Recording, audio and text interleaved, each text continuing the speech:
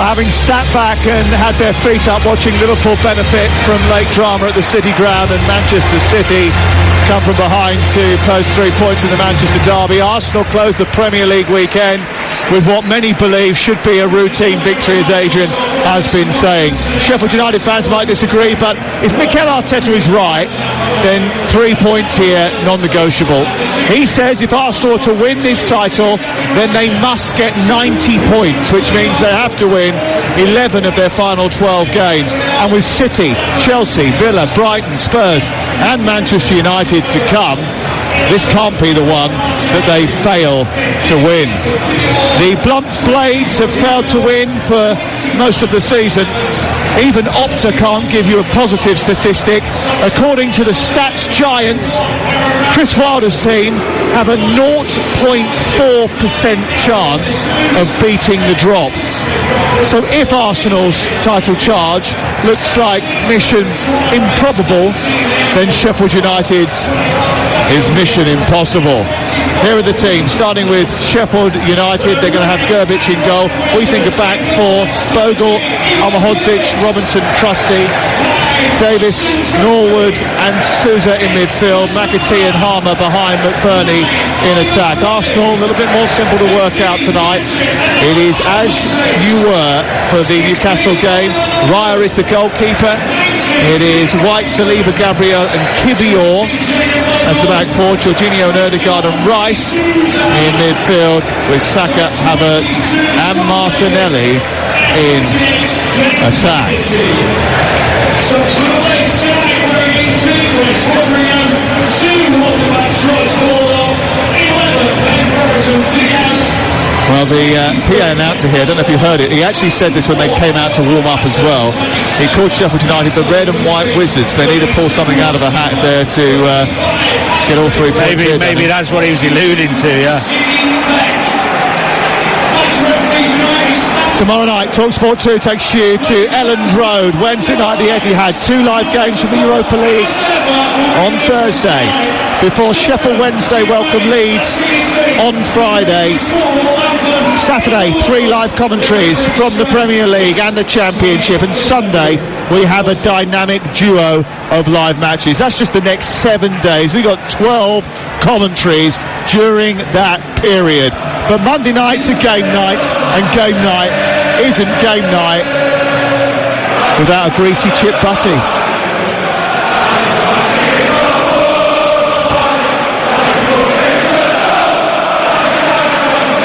Despite the disappointments, the Sheffield United fans are still in fine voice. Danny Murphy is here. Arsenal should win this comfortably. Tell me how Sheffield United prevent that from happening. Well, they need every one of their 11 having a game of their lives, or game of the season even, where they're all at it, fully concentrated and play to they all need to be a 9. And Arsenal have a bad day. It's as simple as that when you're playing when there's so big a gap between the two teams. They're setting up with a back four, as you suggested earlier, Sam. Looks that way. 4-5-1 or a 4-3-3, whichever way you want to look at it. I would imagine it'll be a low block for long periods, but they have got players in this team who could cause Arsenal some problems if they can get the ball to them. Bogle is at right back, as suggested. Amahodzic, Robinson and Trusty are the back four tonight. They have the ball, they've got it to halfway. Arsenal in a luminous yellow with odd swirling blue are they striped? No, just lines just swirling around the shirt in different directions. Dark shorts and a luminous yellow socks, attacking the goal away to our right. The Kop, the Bramall Lane end away to our left is half populated by Arsenal supporters, the top tier with Sheffield United fans, and that's the route to goal that Sheffield United are pursuing in the first half, with red and white striped shirts on and black shorts. And it's Arsenal come forward with Saka in behind on the right hand side, played in by Jorginho up to Declan Rice, who's inside the box, comes back to Saka, hits the crossbar, comes back to Martinelli, cleared off the line by the goalkeeper Gerbic and out of the penalty area, and somehow they survive, conceding a goal inside the first minute and 20 seconds. Well, that's absolutely ridiculous defending. Well, they hit the crossbar and Gerbic had to make a save with his left leg on the goal line in order to prevent Arsenal from taking the lead. And that's despite the fact they've gone for a more defensive setup today, Sheffield United.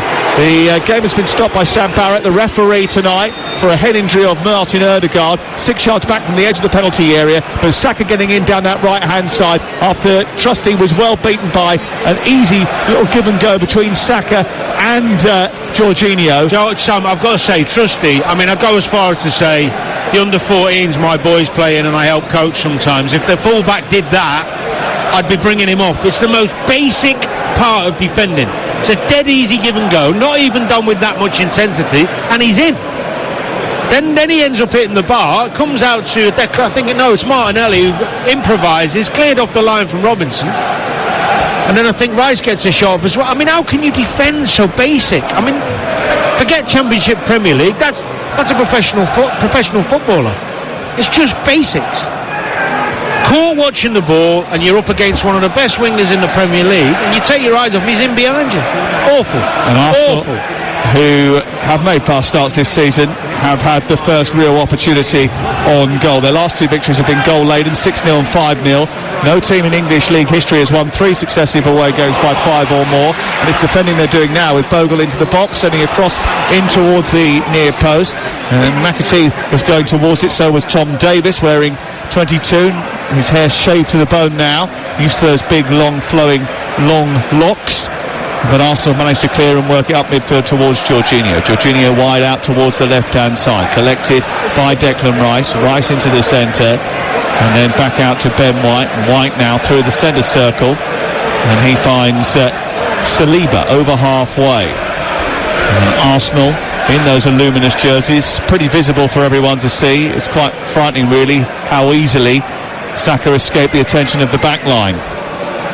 Here on the far side, Martinelli has the ball for Arsenal. 0-0 the score, but only the woodwork and Jack Robinson getting back and scooping off the line after, I thought initially actually Gerbic had got the touch, but it was Robinson who cleared off the line.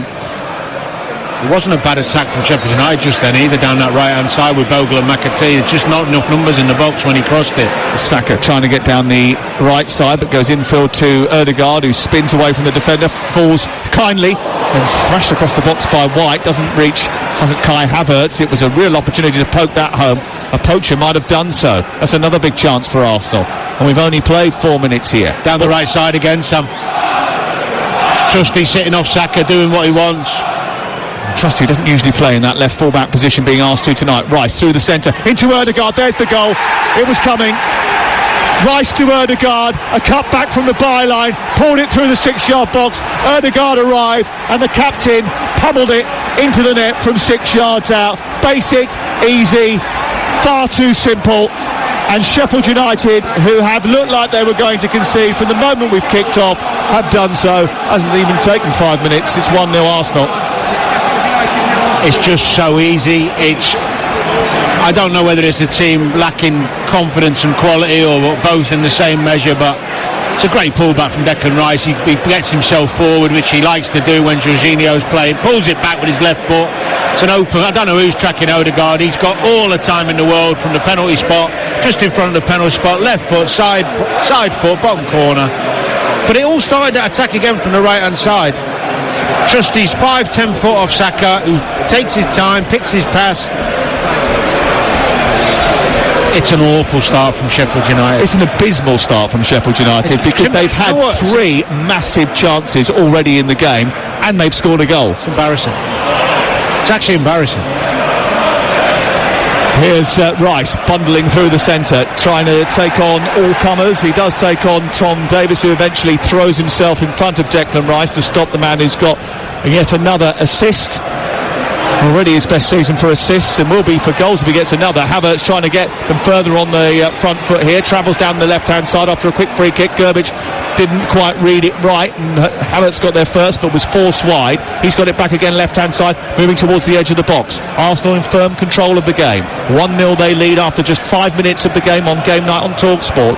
It's back on the left with Martinelli, and now the problem is that Sheffield United, who came here to defend and keep Arsenal at bay, have been pierced inside the first few minutes of the game, and their game plan has gone out the window, Danny. And gone out the window because of basics. It's not even complicated stuff. Who's tracking runners?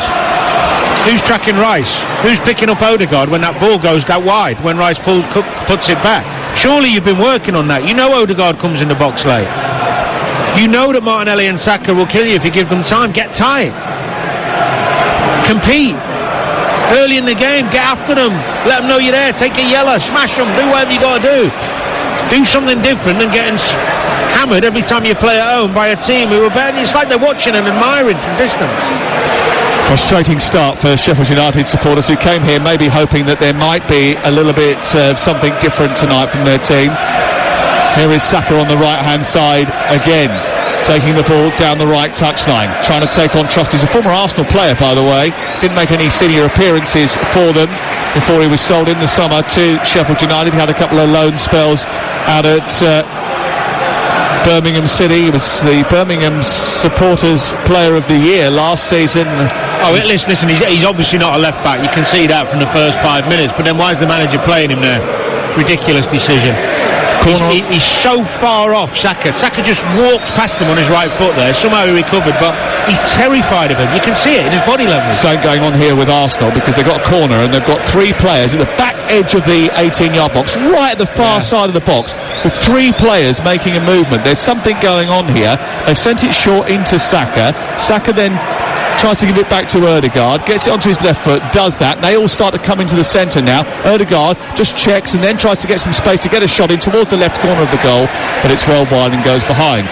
God knows what they were trying. It didn't quite work out for Arsenal. It looked, by doing that, I mean, Sheffield United were man-to-man, so they took 3 out the main area, like to free up space for whoever else was left in the middle, and also it just gives Sheffield United something, because we haven't seen Arsenal do that. It plays with their mind a little bit. And I like to see variation. Because most good coaches now, of course, will have the other team's set plays. You'll do a bit of work on them the day before, 2 days before, and when they throw in something different, it can create that little bit of, oh my God, who's doing, where are they going? That's not what we saw on the video. Nicolas Jauvert is the Arsenal set-piece coach, and he's been widely credited with the success of their set-pieces this season. 19 goals from set-pieces this campaign, 13 from corners already. Arsenal, and they're already in front here. A goal from open play created by Declan Rice, finished off by Odegaard. Trusty heads the ball out on this near touchline. It has been a season to forget for the Blades. Only 4 teams in Premier League history have had fewer points at this stage of the Premier League season. They leak like a rusty pipe. They're on course to concede over 95 goals at this current rate, which would mean they would take Derby's unwanted record of 89 goals in the Premier League season set 16 years ago. Arsenal on the attack again down the right with Ben White trying to throw it into the path of Havertz. It's helped onto him by Robertson. The ball almost goes out of play. It's hooked by Vinny Souza out towards this near side, and then Trusty puts it out and away for a throw-in to Arsenal right side, deep inside Sheffield United territory. There is another half of the field. It's just not being used at this moment in time. Ben White hends it forward into Saka. White tries to go on the outside. It's kicked and cleared away by Souza. It's met on the halfway line, or just back from that, by David Raya, and then he gives it to Gabriel, who plays it forward for Arsenal. Come forward again with William Saliba. Well, we played 10 minutes of the game here. Arsenal lead by a goal to 0, and they could have had 3 already. The woodwork has been rattled too. Great ball. It's a great ball by Odegaard out towards the left-hand side. Martinelli is free, got some space. Saka's free inside the area. Left-footed drive towards the near post, and it's blocked by the diving Robinson, who gets in front of him. Then they kick it clear aimlessly upfield, and it's an easy retrieve from Gabriel back to his goalkeeper. But there was far too much space again for Martinelli in the wide areas. It was because Bogle had to come and pick Rice up, because someone had let him run from midfield, maybe Norwood, and Bogle had to come in and did his job, but it left Martinelli free, and then they have an overload. You have to track runners from midfield.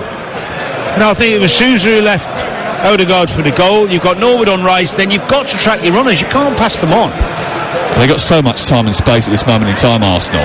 Havertz has it, pokes it to Kivior, who actually just put it straight out of play over on the far side, trying to give it to Martinelli. Didn't work for him, goes out for a throw in the right full-back position. Chris Wilder is not happy at all, and has now detailed Vinny Souza, I think, to keep an eye on Ben White, because the fact that he was coming forward down the right-hand side, almost doubling with Saka, has caused Trusty problems in the opening 11 minutes of this game. which Arsenal lead by a 1-0, live on TalkSport with Now. And don't forget that with Now you can stream all the Sky Sports action like Sheffield United versus Arsenal live right now, contract free, with a Now membership. Search Now Sports. There's no belief in this Sheffield United team. There's no intensity on the press, obviously, because they're trying to drop off. But they look absolutely devoid of confidence. Well, Arsenal have scored 2 goals in each of their last 7 halves of football. The statistics tell their own story, but watching Arsenal with your own eyes, you can see the confidence and swagger with which they are playing at this moment in time, and Sheffield United making it easier for them. As Havertz picks the ball up on the edge of the D, back to goal, tries to set it for Kivior, whose strike is repelled by the defence. It goes back to halfway. Raya will get it quickly, and Arsenal will have it once more and look to build from the back. Here is William Saliba. Those two, Gabriel and Saliba, have been the fulcrum of that defence, the best defence in the land, and they can, if they score a couple of more goals tonight, have the best attack in the land as well in the Premier League this season. Arsenal, Saka, well, you wouldn't put it past them the way things have started. Saka on the outside, beats Trusty, gets into the penalty area, pulls it back into the area, it comes off the defender, goes in, it's an own goal. It's pathetic, it's embarrassing. They are bottom, they are blunt, and they are on course to be battered. That's the life of a blade right now. Maybe no surprise when you're defending like this. Sheffield United 2-0 down inside 13 minutes, and this is a hammering in the waiting. Well, I mean, I've got respect for Chris Wilder, but he must know his players. I mean, the lad at left back, Trusty, who looks rusty, he is nowhere near it. It's like the best player in the school playing against the worst player who's 4 years younger. He's walking past him. He's embarrassing him. It's really difficult for him if he's not a left back. I get that, but why is the manager putting him in that position? Well, the ball went down the right hand side of the byline. He pulled it back, went through the legs of the goalkeeper. It came off the inside of the right foot of Bogle and into the net. To be fair to Bogle and the goalie, I mean, not much they can do when the right wing is allowed to run freely past the player, go as close to goal as he wants and smash it across the goal. Well, there's already a bit of disorder away to our left-hand side, and there's a few police going into the corner, the Karma corner as it's called, away to our left, just to block up the segregation between Sheffield United and Arsenal supporters, because Sheffield United's fans have started to leave away to our left-hand side. As Arsenal come forward again, inside the centre circle, down the left side, Martinelli, he's got Rice through the centre, it's back to Martinelli, it's in, it's 3-0! Oh my word! What on earth is going on here? Sheffield United are collapsing. There's nothing steely about this Sheffield product. Gabriel Martinelli takes the applause. Less than 15 minutes have been played, and the blades are the one that have been cut open far too easily in this opening quarter of an hour. It's humiliating for the Sheffield United supporters. Making a sub already. Are on the wrong end of yet another bashing up at home. It's 3-0. Martinelli with the latest goal. Rice might claim it because it looked to take a deflection as he ran in front of the goalkeeper at the end, but I think that's Martinelli's goal all day long. No one's tracking Kivior, no one's tracking Rice, so therefore Martinelli's got a free hit because they're all over the place. I feel for these supporters, although we'll make the journey home after easier. They'll all be gone by half time, and I don't blame them. If Arsenal keep the intensity up here, they could get 10. Well, Arsenal will keep the intensity up, Danny, because they know that goal difference could be crucial. I know that, but sometimes you know you've got big games coming, you do protect yourself a little bit, you just get a bit bored keeping the ball. I think after what happened last year, they will know that this is integral, that they take advantage of the situation. If they're real winners, they've got to go out and win this game by as many as they can. They're making a substitute already, and coming off, Oliver Norwood, who hasn't touched the ball yet, is being replaced by Ben Osborne.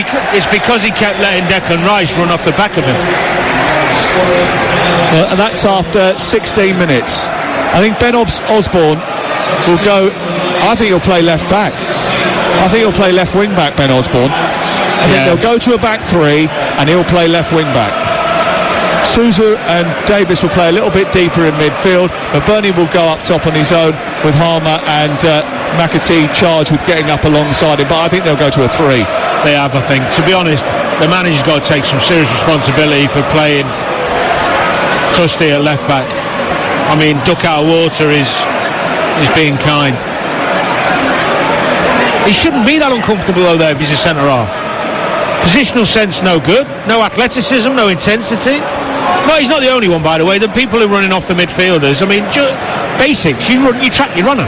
Well, look, we knew that the formation was going to be a surprise because of the way that they'd picked the team, but also the analysts telling us that Havertz is inside the penalty area. He's brought the ball down out of the sky, and instead of controlling it, he should have had an effort. He didn't. And it goes into the arms of Gerbic eventually. We knew this formation was going to be a surprise. We knew there was something that they were cooking up, but whatever they were cooking up, they've got the wrong recipe. Well, to be honest, it wasn't complicated. A 4-3-3 becomes a 4-5-1 when you're defending. But any formation you play, if you're playing midfield, you have to track your runners, otherwise the defenders are going to get overload. Your fullbacks have to go up against the wingers and be competitive. And none of that was happening. It's as bad as before. I can't recall I mean, they've had some bad starts to games, Sheffield United, but the 8-0 against Newcastle is going to be tested. Well, they were. I mean, what was it? 14 minutes that third goal. Yeah. They were 3-0 down to Villa. What was that? 20 minutes? Can't remember, but it was equally. This is equally bad, if not worse. Well, they played Brighton recently, lost 5-0 here. And they were 2-0 down in 24 minutes. They lost 5-0 to Sheffield United, to Aston Villa here, and they were 4-0 down in half an hour, you'll remember. Well, it's equally as bad. And it is equally as bad as that. When they played Newcastle earlier in the season and lost 8-0, they conceded their third goal after 35 minutes. So it took a long time for Newcastle to rack up their goals, really, in relative sense. And if we're doing a minutes per goal record, then Arsenal at the moment are ahead of all of those and therefore could be racking up a huge scoreline here. Arsenal lead by 3-0. We haven't reached 20 minutes yet, and it's been as bad as you would imagine that scoreline would suggest it is. Well, I'm amazed the amount of fans are still in the stadium. On to McAtee, who skips past one challenge and tries to get to the edge of the Arsenal penalty area. He shoots, and it's well wide of goal, but it is ironically cheered by the Arsenal fans behind the goal away to our left. A couple of Sheffield United fans, hardy souls, get up and start to try and applaud and try and encourage their team, but they know it's a forlorn task. Bramall Lane isn't bare tonight. There are empty seats in its ageing stands. We're high up in the Tony Curry stand, right of the halfway line. The Kop that has been treated to a couple of riotous seasons recently has lost a little bit of his power because of the beatings that have been handed out here, and a few have already left tonight after what has been a rather disappointing first 15 minutes, and that's an understatement. It's been horrendous, embarrassing, horrendous, woeful. They've given up. Well, they've gone to a back five, and now it looks as if Saka's being man-marked by Vinny Sousa when Arsenal have got the ball. And Ben White's come out towards this right-hand side. Now Arsenal got to change their tactics. They're not going to waste too much energy though, Arsenal, are they? Because ultimately they know there's no point in getting into a battle now with Sheffield United. Yeah, if they can take advantage of it, they will. If they can't, they just have to, fold their cards and say we'll go on with 3 points. We're happy with that. I think Arteta will already be thinking about who he can rest late, second half maybe. He might even make 2 or 3 changes at half time if they get one more. Here's Ødegaard onto Rice. Rice with a rifled shot, parried away by Gerbic, and that was from the left edge of the area over on the far side. He smacked it right-footed. It was palmed away. He started like a train, Rice. His runs off the ball into the box have been phenomenal. And that was another one. He took it with him and smashed it straight down the keeper's throat, really. But it was a good effort. It's that licence he's got when Jorginho plays. Talked about it, the Newcastle game, the Liverpool game at home, where he had that security as Jorginho. I mean, don't get me wrong, tonight Jorginho could probably bomb on as well and still not have a problem, but nobody picking him up. Arsenal now have the best defence and the best attack in the Premier League this season, and a victory of this size will take them to within 2 points of top spot, a point behind Manchester City, having had a better goal difference than both. And it wasn't like that at the turn of the year. Here is Gabriel motoring forward. Once again, Arsenal on the hunt for more goals. Down the left they come, with Martinelli, who's already got one here today. Saka, who's now got over 50 assists for the club, after his goal was turned in by Bogle. Ball sent wide out towards the left-hand side. Martinelli in towards the penalty spot. Saka coming round the back, still loose inside the area. He drops for Kai Havertz, who spins and didn't catch it. Should have scored. And it goes into the ground and then up into the arms of the goalkeeper, and they will easily clear. But again, once again, it was Arsenal who were quickest to the ball inside the penalty area when it ran loose. It was actually a good defensive header from Osborne. Got in there, got inside, but ended up falling to Havertz. It didn't quite connect, but it could have been easily been 4. It's just 3 at this moment in time, and we play 22.5 minutes live on Talk Sport tonight. Live football tomorrow, Wednesday, Thursday, Friday, Saturday and Sunday. 12 games in 7 days here on Talk Sport. Very much looking forward to it. Lots of football, as you would expect, from the world's biggest sports radio station. And I'm sure that Ali McCoist and Jeff Stelling will have a lot to say about this tomorrow morning, live on Talk Sport when you wake up, 6 a.m. They'll be back together again in the Superstar Breakfast. I'm not sure why he only took Norwood off, because just isolating him, making him look the scapegoat, should have been 3 of them off. It's 3-0, 23 minutes played. Free kick taken by McAtee in towards the near post, away by Kivior out towards the near side. The rain still trickles down from the sky. It's been raining goals in the first few minutes here in Arsenal's favour. Clipped down the left by Osborne, away by White, picked up by Saka, sent in field. Sousa helps it back to halfway, and Sheffield United have possession, but Rice is too strong. He puts pressure on. A back heel by Ødegaard actually runs to Tom Davies. Rice comes across, wants a bit more of the action. Ben White has a little nibble at Davies, and then the two of them have a few tidy words, and a free kick is given on halfway to Sheffield United. It's still Sheffield United 0, Arsenal 3. Mistake by Vinny Sousa, and it runs out a player on the far side. Havertz wants to take the throw in quickly. Martinelli was alert to that. He's darted down the left, wants to take on the defender, tries to go past Hodzic, who then outwits him, takes the ball away, and then clears it upfield towards Ollie McBurney, who's on the halfway line, holds it up well, turns it back, keeps hold of the ball, that plays it into Hodzic, who's actually under pressure, dispossessed. Martinelli's been chucked to the floor, but it comes to Havertz, who arrows it into the corner and past the goalkeeper, and it's 4-0 after 24 minutes. An unbelievable start to the game by awesome Arsenal. This used to be a tough place to come, not anymore. 4 goals inside 25 minutes. It's unreal. They're asking for a foul, Sam, but when there was a turnover. Havertz with the goal. Martinelli went down the left after the ball was played back by McBurney into Hodzic. He was being shackled. He lost the ball. He tried to drag Martinelli to the floor. The referee said play on. Looked all right to me. They did.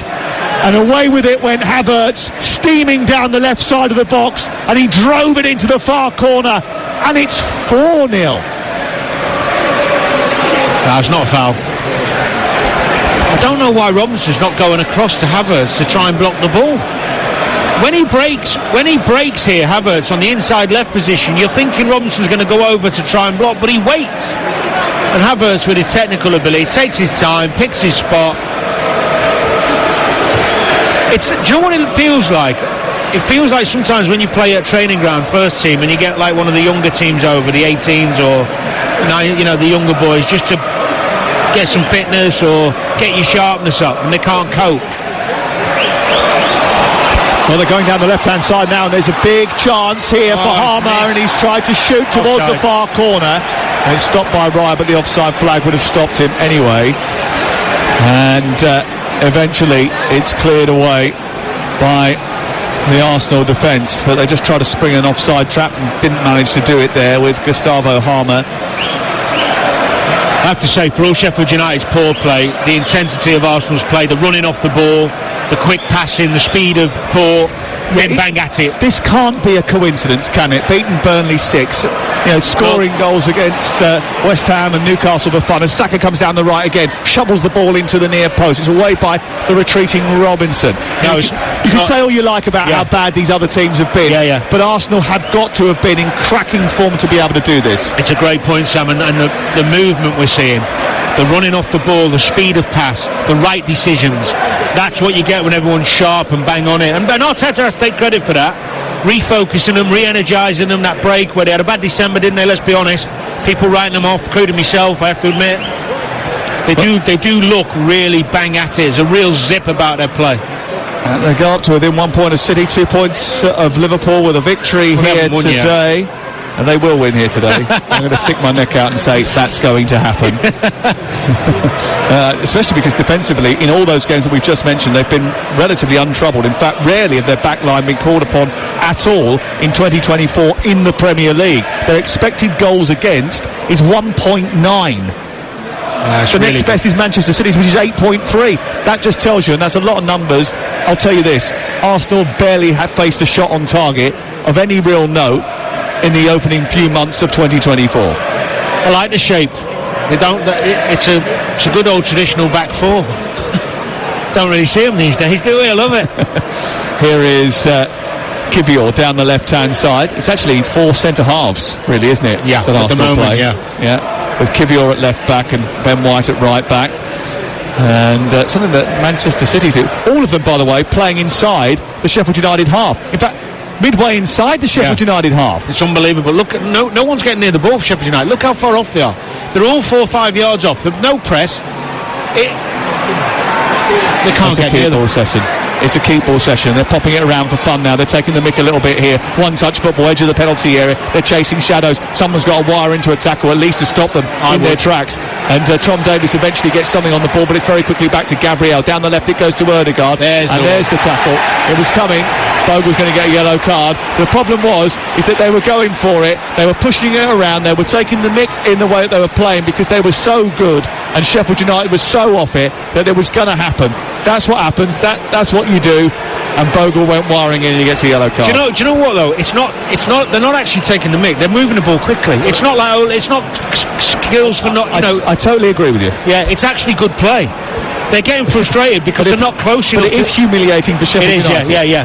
But it's not Arsenal being arrogant. They're actually moving the ball really quickly. I like that. I mean, that would have been me. I can't have it. You need 6 or 7 of you to fly in and say, right, we might lose, but we'll have a go. You are going to lose. It's half an hour in and it's 4-0 to Arsenal. I can't tell you how hard it is. I've played in games where you've been 3 down half time or United have given us Ever been 4-0 down after half an hour? Not that I recall, but I've had a couple of second half collapses. But the hardest thing as a footballer individually is to keep yourself motivated and find a reason in the game to stay on top of your job and keep motivated and keep sharp and doing that, because generally you drop and start feeling sorry for yourself. Set piece for Arsenal. We know how good they are at these, and Declan Rice's delivery this time actually as well, defended by Bogle. It wasn't the best of curled balls into the box from Declan Rice. 4-0 the score after half an hour. It's going to be a big boon for Arsenal and Arteta as they go into the weekend. They've got Brentford on Saturday, and then they'll sit out a week before the international break. So their break really will start after Saturday. They'll have almost 3 weeks off. I'll tell you what is interesting, watching Declan play that freer role. I know it's much easier tonight now they've got the goals, but with Jorginho behind him, he looks like he's loving it, enjoying getting forward and playing around the corners. He's adapted to it well. Of course, they've still got that Porto game to worry about. After the Porto game, they can go on their mid-season break, and they will expect to claw back the deficit that they suffered in the Champions League, bearing in mind how well they are playing at this moment in time.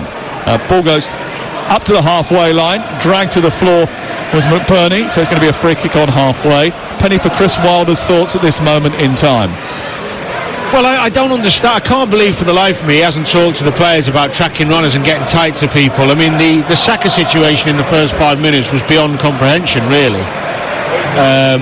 and the lack of ability to just track runners from midfield, which is normal stuff. I don't know whether to blame him or not. I don't know what he said before, but if you can't set a team up to do the basics in the first 20 minutes of a game, then you are struggling to get your message across. 4-0 to Arsenal, and we played 32 minutes of the game. It's going to be a long hour for those Sheffield United fans that have stayed, and there's a lot more empty red seats in and around this ground than there were 10 minutes ago. I'm amazed how many are still here, because this ain't a one-off. No, this is the third time in a row Exactly. it's happened. And it could get worse, and if it doesn't get worse, I'd be amazed, because if they do get one more goal, it'll be the first time in English league history that's happened to a team 3 times at home in a row, and it'll be the first time in league history that an attacking team has done it 3 times away from home in a row, because Arsenal are on a good charge themselves. Here is Gabriel. It's relentless, it's ruthless. They are razor sharp at this moment in time, Arsenal, as they push the ball out towards the left-hand side. Onto Martinelli again. The blades are bewildered as the ball comes into the box, away by Tom Davis, who swishes the ball out to the far side, just sort of shanked it out of play. It goes to Martinelli, to Rice, and then back into Havertz. Pops it back to Gabriel. Everybody inside the Sheffield United half of the ball. The only thing Arsenal can fall into now is that trap of just standing still a little bit more and just enjoying passing it about, rather than that movement we've seen early in the game that creates the problems for Sheffield United when you've got people running off the ball and doing the hard yards. It is easy to fall into the trap of pass, because you're so much in control. But as you said, there is a goal difference issue. There is, not anymore at the moment there isn't, but they might be going in to the last few weeks of the season, and they want to make sure that they're giving themselves every chance. These big wins and the lack of goals that they've conceded have transformed their goal difference over January. Here is Gabriel, back to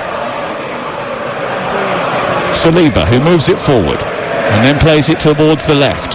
Back to Saliba once again, and then he tries to play the ball out, and he does it so easily between 2 midfield players out to the far side, and Kivior. It's flicked round the corner for Martinelli, who's in behind. He gets to the byline, then scoops it back into the centre of the box. It's going to be Declan Rice who gets the loose ball first as it comes out of the area. Now Ødegaard, then back to Jorginho, who looks up, sends it wide. Now Ben White on the corner of the area, right side for Arsenal as they come forward in numbers once again. Ødegaard flicks it into the area. It's going to be headed away by Armahodzic. It goes left, collected by Kivior, wide to Martinelli.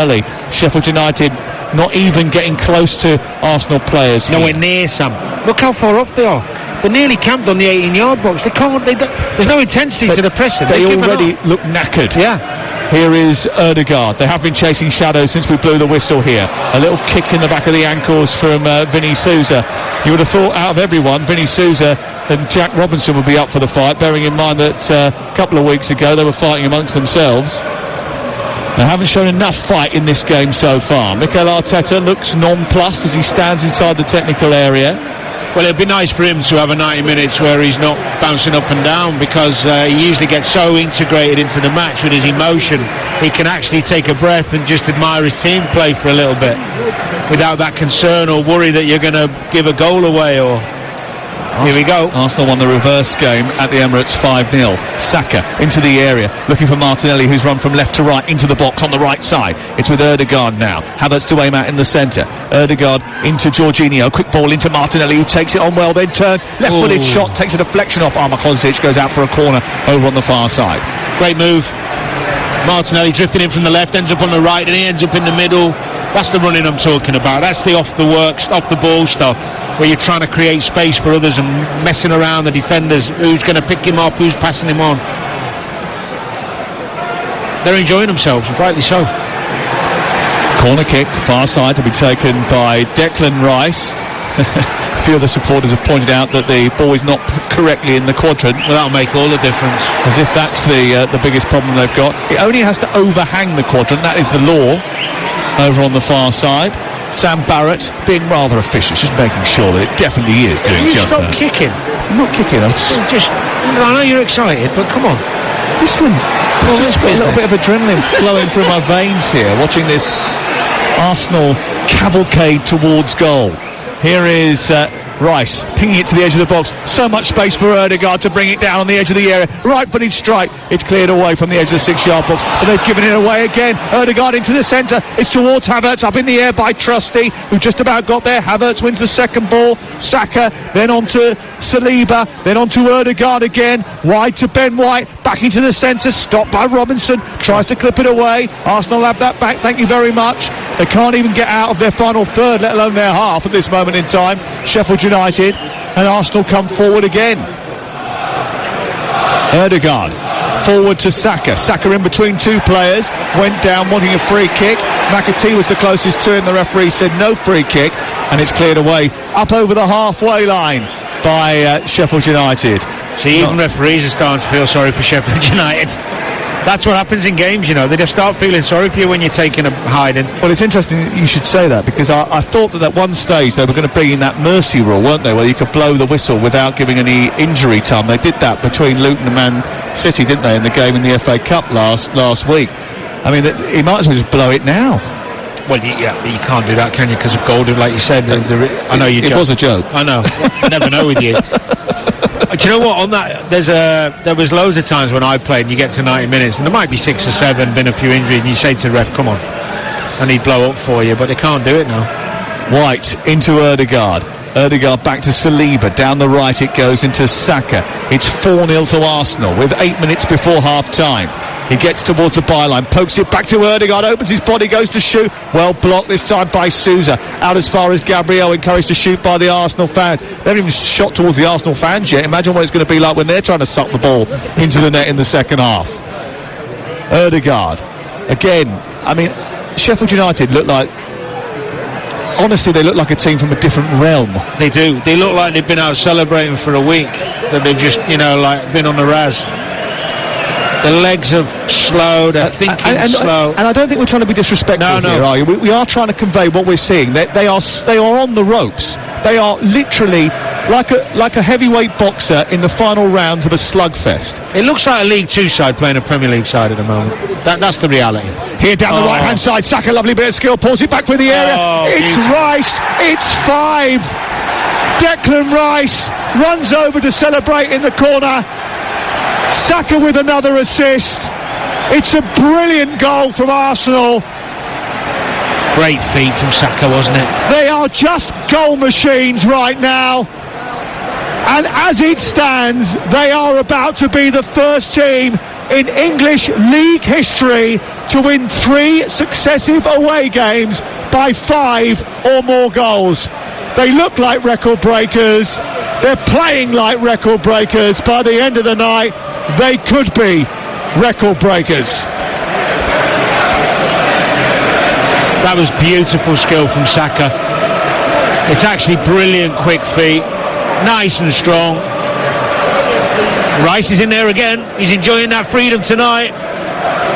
Pulls it back, lets it come onto his right foot, just bends it across the goal into that bottom right hand corner. Deserves that for the start he's made, Rice. Been sensational this first half. Well, they've all been good, but especially Declan. He's been flying forward, making things happen. Well, there's quite a few now that are leaving the ground in Sheffield United colours, all heading towards the exit, and I think their takeaway will be fried by rice. He's had a terrific game, and Arsenal have completely cooked them, but they've been terrible, haven't they? Sheffield United have been absolutely off the place. There's not many teams that are 5-0 down at half-time. Even when they lost 8-0, they weren't 5-0 down at half-time. I'm loath to keep digging Sheffield United out because Arsenal have been so good, but some of what I'm seeing is it's actually really difficult to try and understand how poor they've been in this first half and why. Physically, mentally, every aspect of what they've done has been atrocious. They've just sent a long throw into the box, their first foray into the Arsenal box in the entire match. It was well defended by Arsenal, and it goes out for a throw-in on this near side. What do you do if you're Chris Wilder at half-time? Just make 4 changes. Yeah. The 4 changes you got left, just go... Well, no, right. I make 3 because someone could always get an injury, and you don't want to play against 10. I'd make 3 more, that's for sure. Let's hope it's not 6-0 before half-time. Arsenal now searching for their 10,000th goal of all time.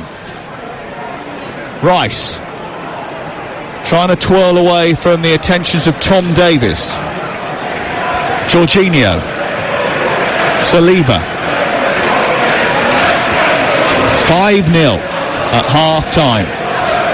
The one thing you do see is your characters at this point. See if he's got any. Ødegaard tricks his way into the box, then tries to lay it onto White, and before he could get there, Trusty kicked it out and it's away for a corner on this near side. We've still got 3.5 minutes to go before half-time. Well, it feels like Arsenal, when they go up a gear and when they just move it quickly and get some runners, they can score when they want, really. It does feel that way. Crikey. I mean, if they want to add to their goal difference, tonight is the night to do it, isn't it?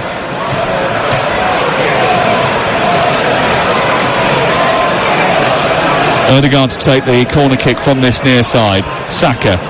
He's got Ødegaard in support if he needs him. He wants to try and take on Harmer on this near touchline. He twists one way, then the other. He's playing with him at this moment in time. Gives it back to Ødegaard. He's now toying with Sousa. Back to Saka. Finds a little bit of room. Saka, I think, is a little bit disappointed as he balloons the ball into the cop. He hasn't scored a goal yet. He will be, but he's still been a threat. He tried to whiz that in the top corner. He wants a part of that. That's the only thing sometimes when you're so dominant. You start becoming a little bit not Saka, but any of the players start thinking, I've got goals, I can get goals, get assists here, rather than just keep that ball moving. Gabriel Jesus and Thomas Partey might think we might get on the pitch tonight. Oh, they will do. He will definitely be resting some of his... Well, that's a worry for Sheffield United as it is, isn't it? Because what they bring on someone who's hungry to make an impression. Here down the right comes McAtee, trying to skip his way towards the edge of the box. It comes out to Bogle. His cross is blocked by Martinelli. It goes out of play over on the far side. I think this support have been ground down by performances that they've seen in recent weeks. 1 win in 10 Premier League games, and most of them didn't even see it. It was away at Luton on a Saturday afternoon. They haven't won at home since the 9th of December, Sheffield United, when they beat Brentford by 1-0. They've lost 5-0 to Villa, 5-0 to... Brighton. Now they're losing 5-0 to Arsenal. See, the thing is, Sam, there's 2 things in football. There's the quality aspect and then there's the physical. Now, if there's a real lack of quality in this Sheffield United team and squad, which it looks like there is, then you have to try and make sure you're physically at the best you can be to try and be competitive, at least for periods in game. But both areas are well off. They're lacking quality, but they're lacking physicality and tenacity, which is a no-no. It's not the Sheffield United we've seen under Chris Wilder in previous seasons when he's brought them up. It's Sheffield United 0, Arsenal 5 on TalkSport with Enterprise Rent a Car. Enterprise has 450 branches with all the vehicles your business needs. Free kick against McAtee for a challenge on Ben White, and Arsenal aren't finished yet with 30 seconds to go before half-time. It's the 21st time this season that Sheffield United have conceded first in the game. They've gone on to concede 4 more after that. I mean, Ollie McBurney might as well not be out there. Might as well just bring on another defender if you want to stop the rot. Ball out on the far side with Martinelli. Martinelli sending it back to halfway. It's currently Sheffield United 0, Arsenal 5. And Arsenal on the attack down the left-hand side. Martinelli's not going to keep that in. I can tell you the latest odds from Ladbrokes, where right now you can back Sheffield United to score the next goal at 6-1. Arsenal to score the next goal at 9-2 on. Those score 8-1. It's all thanks to Ladbrokes 18+. BigGambleAware.org. You got a price for 5-5 there? You just name your price. I will personally give it to you. Yeah, whatever you want. That would be good, wouldn't it? Well, you've got 5 minutes before half-time now, because there have been 5 minutes added, which was roundly booed by everyone inside the stadium. And it's 5-0 at this moment in time. Yeah, place your bets now, Danny, if you want to get in on the act. No one's that crazy. I remember years ago, was it Newcastle Arsenal, the 4-4, when it was 4-0 up? Yeah, the late Czech Tiose scored the equalising goal. Yeah, amazing goal. It was a brilliant goal. Well, I think at this moment in time... I'm not sure anyone's ever come back from 5. No, not in the Premier League they haven't. Not at half-time, anyway. Well, they haven't, because the highest scoring game ever is 7-4, Portsmouth against Reading, and you'd need to score 6 to win this game. Here is Saliba back to there's not a desire for them to try and score a goal. No. They're just so on the back foot and deflated, feeling sorry for themselves, really. I feel sorry for the Sheffield United fans. So do I. Saliba. Money. Listen, they've had a bad time of it. The owners tried to sell up, hasn't worked. Sold their 2 best players that they had last season have gone off their loans that they had with them as well. Here's Havertz down this near side, plays it against the midriff. Give it. Oh dear. Oh no, he's given offside. No, he raised his flag, the assistant on this near side, and for a moment there it looks like he was going to place it across his chest and give a penalty. He didn't, and that's a bit of a let off. But they've had their problems off the field. You know, they tried to sell the club, they couldn't get the funds in to complete what was a takeover with a Nigerian billionaire, and then the owner, Prince Abdullah, had to decided, because they were in the last year of their contracts, and Jai and Sander Berger would be sold off because they wouldn't sign new deals. They had Tommy Doyle on loan last season. They couldn't re-sign him again. They have picked up McAtee, which has been a benefit for them in the Premier League.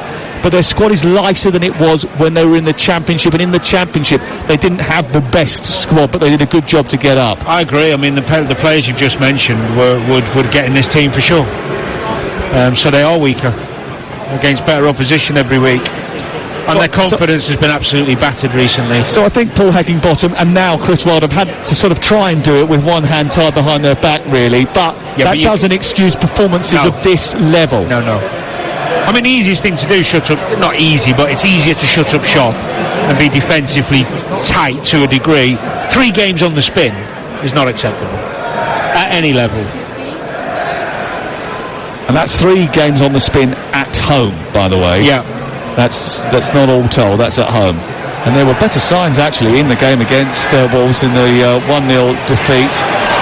They might be coming a little bit more offensive. It was only the 6th time this season they've registered more shots on target than their opponents. I don't think that's going to be a statistic that is tested tonight. We've played 48.5 minutes.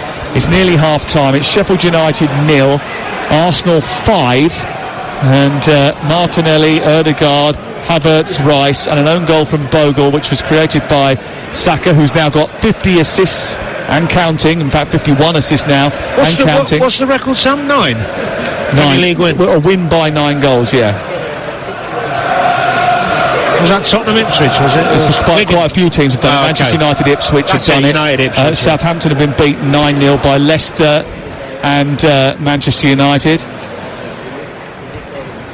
There are records to go here for Arsenal, and the way things are going, they will certainly be testing the record books, that is for sure. They've just been keeping possession for the last 2 or 3 minutes as we limp towards half-time with 30 seconds of added time still to play. Jorginho onto White. Let's wonder what Mikel Arteta says at half-time to his team. It depends which way, whether he wants to really go for it or whether he could easily tell them to take it easy. Because there are big games ahead, irrelevant of the goal difference. I know what you're saying before, but you don't want players pushing it too much when they don't need to, when they've got so many big games ahead of them. So many good big games still to play, and so many records to chase. I mentioned before that they need 1 now for their 10,000th goal. They got 5 in the first half. The boos at the break are for the Blades, because they have been nothing short of abysmal.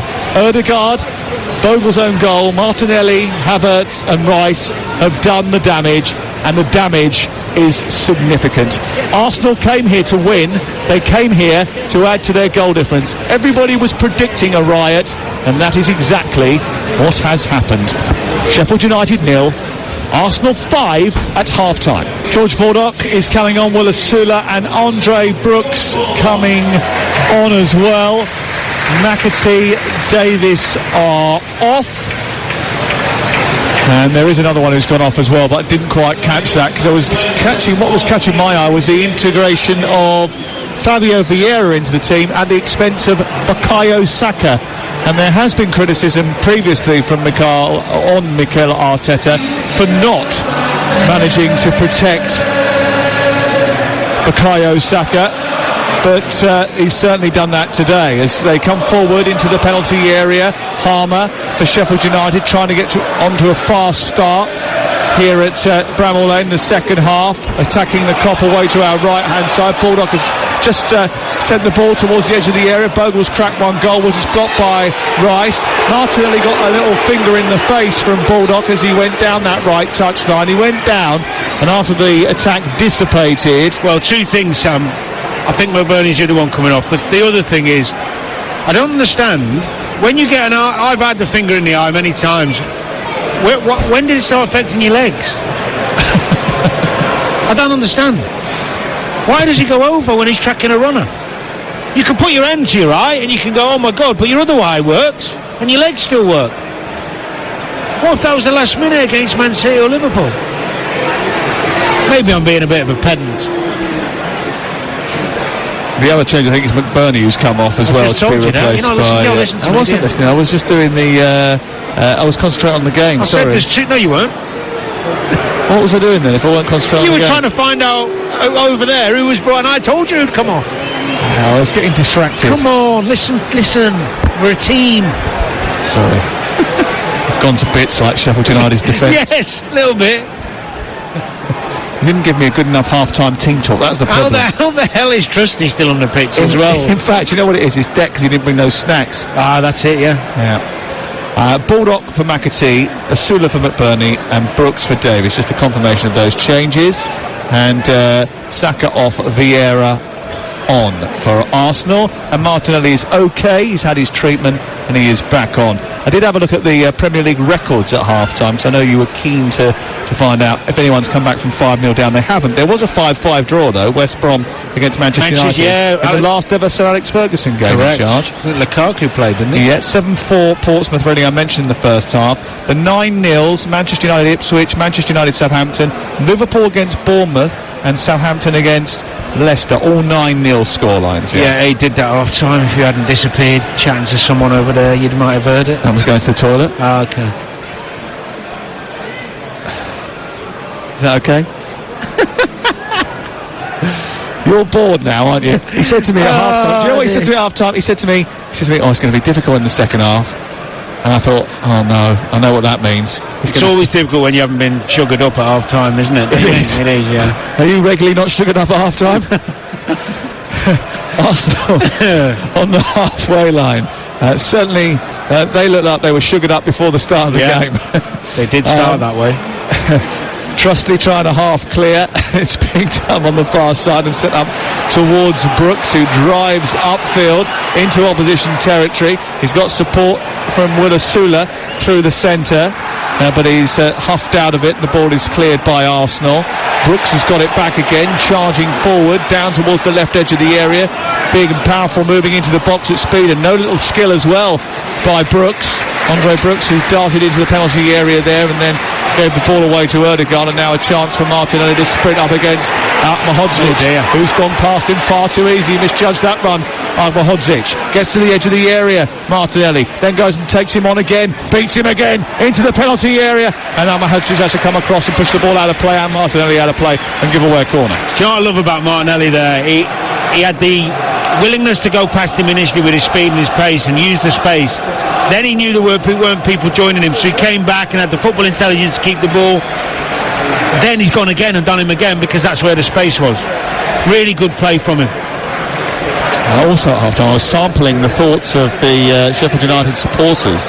Some interesting things came out of those conversations, which I'll illuminate you on as we go on throughout the evening. 4 minutes gone in the second half. It's Sheffield United 0, Arsenal 5. So a slow start to the second half really for Arsenal. Ball in towards the near post, headed away by Sousa, and it's out of play level with the edge of the penalty area.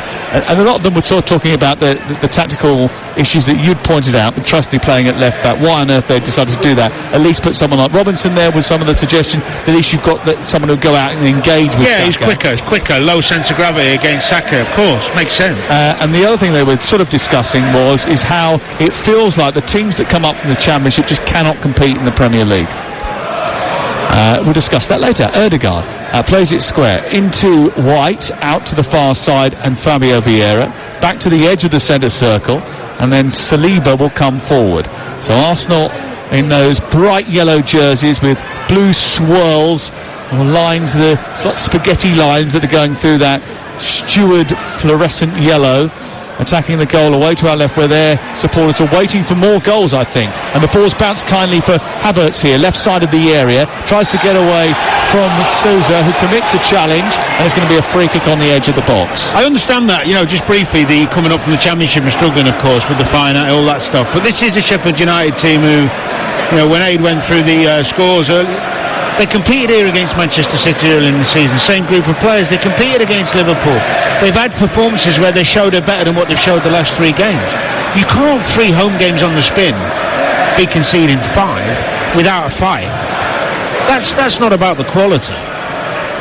That's about attitude. Yeah, about desire. It's about willingness to put yourself on the line for those around you, the fans, the manager, yourself.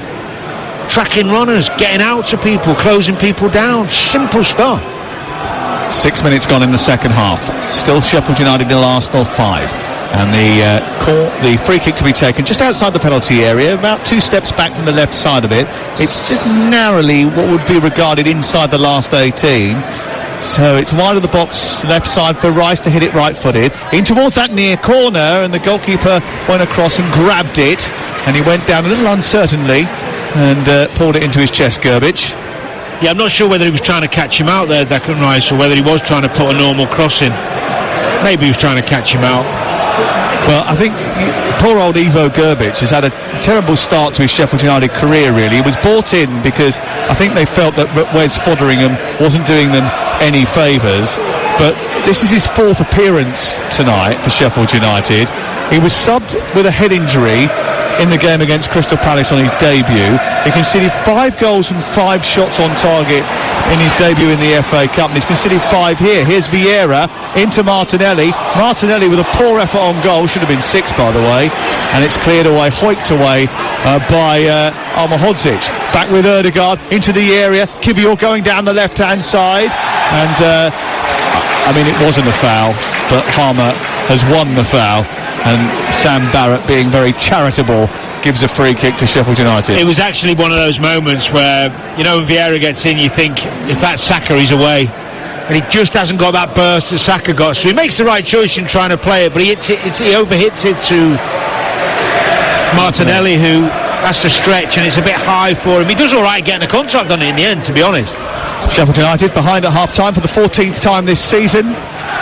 They did recover once back in November down at the Amex Stadium to get a draw, but they won't be doing that tonight. 5-0 will score. Arsenal, who finished 5 points behind Manchester City last season, closest to the champions since they finished 4 points behind Manchester United in 2008, hoping to get even closer, if not be the champions themselves at the end of the campaign. Have been ruthless, sharp and incisive throughout the course of the game. They have no need to force the issue now. They can ease their way through 45 minutes. But they come forward with Ødegaard, who pokes the ball down the right to Ben White. White travels to the corner flag. Back heel to Havertz. He finds Ødegaard. He skips past Brooks and gets to the edge of the penalty area. Plays it to Kivior. He pops it off to Gabriel. They're so crisp with their passing here, Arsenal. So confident. There's a swagger about them. Martinelli's crossed a good one. It's deep away by Trusty. It's chested down by White on the edge of the box, and it's cleared away by Good Brooks. Good move from Arsenal. That was better. A bit more speed in the play. Slick and fast tempoed. They move again down the right hand side. An almost empty, half empty Bramall Lane. That's probably a fair reflection. Jorginho forward. Gets the ball back again after half-hearted shouts for a handball, then wins it for a second time when Sheffield United failed to clear cleanly. Eventually it's pumped out of field over on the far side by Anel Ahmedhodzic, Bit and it better. goes out for a throw-in. From Sheffield United, bit closer together, a bit more intensity in the tackle and the closing down and the blocks. When I say a bit, just a little. It's about marginal gains. Yeah, it is. You can tell he's had a pop at them. There seems to be a little bit more intensity, but they're still pinned back. Really expected him to, wouldn't you? He's not a shrinking violet, is Chris Wilder, who's got Alan Neal, Matt Prestridge, and Jack Lester alongside him, and Keith Andrews as well nowadays. Down on the touchline, here is Kivior for Arsenal, who come forward again with Gabriel. Gabriel attacking the goal away to our left. The rain continues to tumble. Arsenal hope it's records that go as the game goes on. I think it was a rainy day here when Newcastle came and smashed them by 8. Back it goes into Gabriel, and then on to Jorginho, who chips it forward down the right channel, headed away by Trusty. The ball drops and it was allowed to bounce, and Brooks really shouldn't have allowed that to happen, and Arsenal have got it back again. It's with Ødegaard, into Havertz, back to goal, right side, back into Ødegaard once again, and then on to Havertz, who strokes it into Declan Rice, who runs with his chest puffed out, and he elongates his stride as he works his way down towards the left half of the field now. It's into Martinelli, then on to Gabriel, who's 10 yards back from the edge of the box. It wasn't a great ball by him, but don't worry, he'll come and win it back again before even Ulasula can think about escaping upfield, and Arsenal continue to pressurise. Down the right it goes via Ødegaard to Vieira, onto the sun-kissed Ben White, and then back into Vieira once again. And He's always got a 10, hasn't he? Yeah. Fair play to him. Just nicks off for a couple of days, I think, to Mallorca every now and again. I don't think he's not a sunbed lad. No, I wouldn't have thought so. Here is Martinelli, back into Kivior, back to Gabriel, then to Jorginho, edge of the D. You're definitely not, are you? No. Jesus, no. It's back to Kivior once again. Little flick round the corner. Then into Declan Rice, who's inside the box. A little pop back to Rice again, edge of the area. It's beautiful from Arsenal. That was beautiful. They're the ones that you used to do at training, and then you get in a match when you just flicks round corners, playing blind, little tricks. They're enjoying themselves. The only problem is now they've got a line of 5 to try and get through. They're not coming out. They're just keeping in that line of 5, which is understandable. Well, they're trying to keep the score down, aren't they, now, Sheffield United? That's their duty. As the ball goes over the top to Havertz, who takes it out of the sky. It's a beautiful touch to come infield. He sets it back for Ben White, who strikes it into the corner. It's a thunderbolt from Ben White. An unstoppable Arsenal strike again. And it's Ben White who gets their latest goal. It's their 6th goal, their 10,000th of all time. And even more Sheffield United fans depart. But bravo, Ben White. That was some hit from the edge of the box. Accurate and firm into the far corner after another very good tempo-setting one-touch move from Arsenal. 6-0. I'll tell you what it was, Tom. It was another great bit of movement from Havertz. And we've talked about his game intelligence and what his best position is. When he does play higher up the pitch, he's got a great awareness of when to run in behind and when to come to feet. He's not the quickest, but his movement in behind is always good, and it's a lovely touch from him. Cuts inside and squares it. And to be fair to Ben White, he has to take it on his left foot and strikes it sweetly. It's just stretching for it. Right, keeper gets a fingertip to it, but it's a good strike from Ben White. Well, we have 6. And Arsenal have 6 again for the second time in 2024. And Albert Stuyvenberg and Mikel Arteta in conversation on the touchline as they continue to rack up the goals. The first player I'd be bringing off is Declan Rice, and then maybe Ødegaard as well. Those two play so many minutes, Sam, don't they? Next game for Arsenal is against Brentford on Saturday. It is 5 full days away before they play that game. It's not just that game though, it's the one after that, straight afterwards. Yeah. Then they've got more than 20 or 19 days rest. For those who don't go away on international duty, that is. Which most do, don't they? Yeah, I think they do in this Arsenal team, yeah. Gabriel Jesus won't be going away. He's been left out of the current Brazil squad after his injury issues. They are allowing him to stay at London Colney to get back into shape with Arsenal. he could be unleashed from the bench tonight. Kivior down the left, just the one substitution for Arsenal so far. Ødegaard into Jorginho. Martinelli round the corner, tries to get the better of Ahmedhodzic. He fancies himself against Ahmedhodzic, and he goes out for a corner. Jorginho's got a lovely eye for the final killer pass, you know. Don't talk about it enough. We've seen it a couple of times in recent games when he's played, but he's always been able to, when he's higher up the pitch, play those little killer plays, little clever inside the fullback or inside the centre half. I think he was the man of the match in the game against Newcastle last Saturday. I thought he was terrific. Yeah, he was. Here is Declan Rice to take the corner from this near side. He sends it right-footed in towards the near post. It's missed by the goalkeeper. It pops out off of a Sheffield United head. Brooks will collect it down the left side. He can't clear it because it's blocked by Ben White. And the Arsenal, look at the Arsenal captain, Ødegaard. It's Sheffield United's throw in the left full-back position, and he's just turned around to his team who are starting to retreat and said, press, squeeze them in the corner. Exactly that. I like it. I think it actually came off Saliba, you know. I'm not sure he knew he was going to hit him on the head. Just have a look, maybe see a replay in a minute, but... They're warming up the substitutes. Even Cedric is warming up down in front of us. Lesser spotted Cedric Suarez. Here is Ødegaard into Martinelli, edge of the box, hooked away by Sousa, headed forward out towards the right side towards Vieira. Ben Osborne gets it away. It bounces for Osula. Osborne's got it once more. He turns out towards the far side, but then immediately the Arsenal press is on. They're making it really difficult for Sheffield United to get the ball clear, and Robinson will bring it out towards this near side. Ahmedhodzic takes over, powers up towards the halfway line, slips it down the right, the Bosnian into no one in particular. Might come through on this near side for Bogle, who puts it through the legs of the defender, finds Baldock. He's inside the box now. Can he pull it through the area? He can, but it's straight at David Raya, and he will run to the edge of the box. Nearly. First decent move. Martinelli's gone down. That's a concern for Arsenal. Yeah, he's gone down the edge of the box. They're making some subs anyway. I see three of them getting stripped. Yeah, they'll just want to get it sorted. I think Sheffield United are going to get some substitutes onto the... You did make me smile, Sam. Did I? How?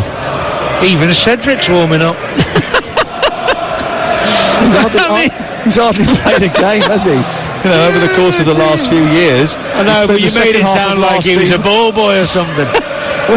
He spent the second half of last season on loan at Fulham. He's been on as a sub actually in I know what you mean. I know what you mean. He's been a bit part player. Let's just put it like that.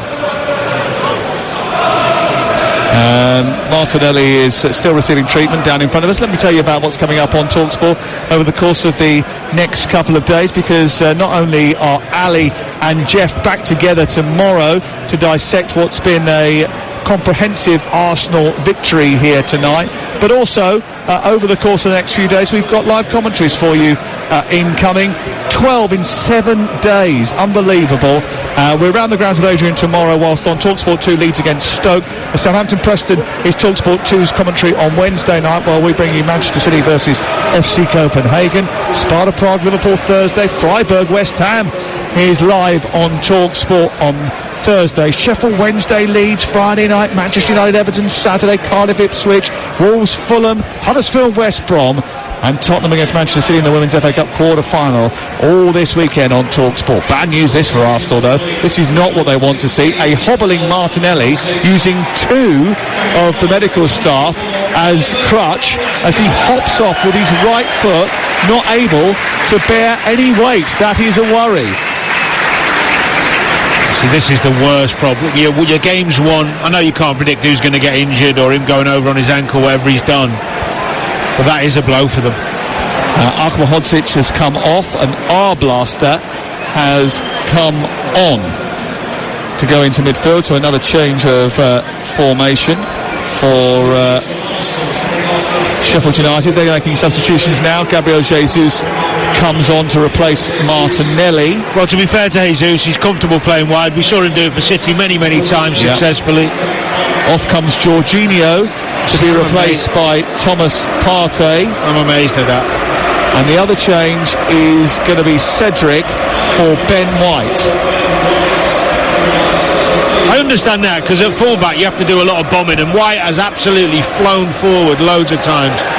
So yeah, his only goal against Bournemouth in September before tonight, Ben White, but he has a second one on the board this evening, scoring the 6th goal of Arsenal's evening. It is currently Sheffield United 0, Arsenal 6. The latest odds are available at Ladbrokes, but right now you can back Sheffield United to score the next goal at 6-1, Arsenal to score the next goal at 15-8 on, no one to score again at 5-2. It's all thanks to Ladbrokes 18+. BeGambleAware.org. You lost your 5-5 bet. Do you know what? On a more serious note, I'm really surprised that he's left Rice on.